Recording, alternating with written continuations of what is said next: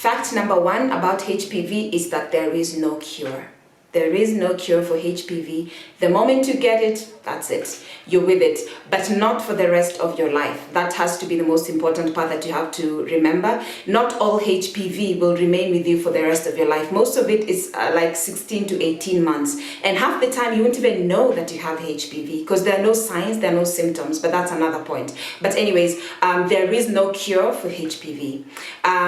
There are about 100 different types of HPV, but only 15 of them actually cause cancer. So you really don't have to worry. That's why I was telling you, do not panic. Only 15 types cause cancer. Also, when you get a new partner, it is not required for you to disclose that you have HPV or you've had HPV before, because there's just it's not like, with HIV, you have to disclose and you have to say, okay, I have HIV. But with HPV, you do not need to disclose that, if you don't want to, that is. Point number 2 is anyone, and I mean anyone, who is sexually active can get HPV. You can get HPV. You are open to the virus if you've had sex. And that doesn't matter if you've had sex with one person or you've had sex with 100 people. You can get HPV as long as you have been sexually active.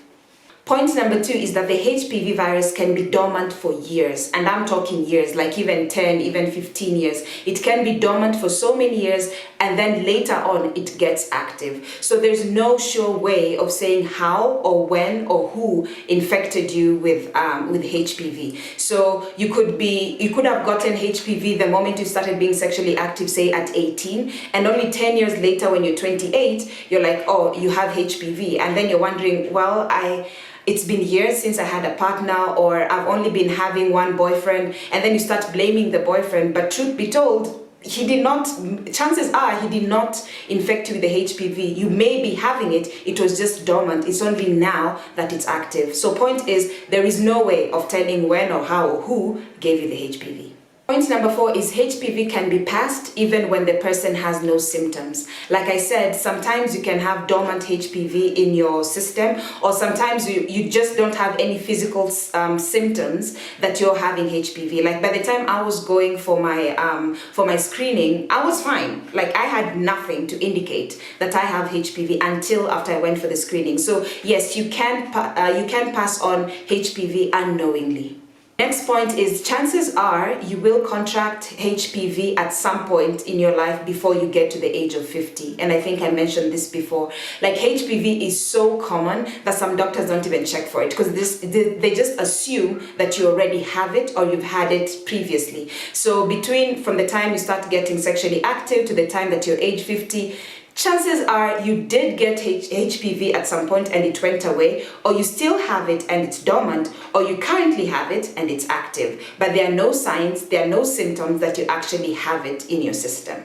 Next is men are carriers of HPV. I keep almost saying HIV. Maybe that's why there's such a stigma when it comes to HPV and HIV, because they're so similar. But anyways, the point is men are carriers of HPV, but they rarely get affected by it. So research has been shown that men could get a penis cancer or anal cancer from HPV, but the chances are very, very rare as compared to cervical cancer in women who have HPV. So yes, men are carriers, but they rarely suffer from it.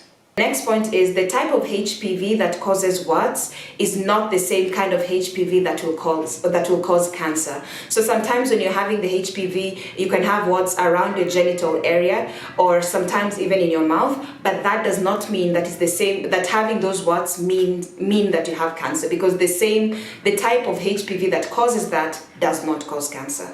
So that's the good news.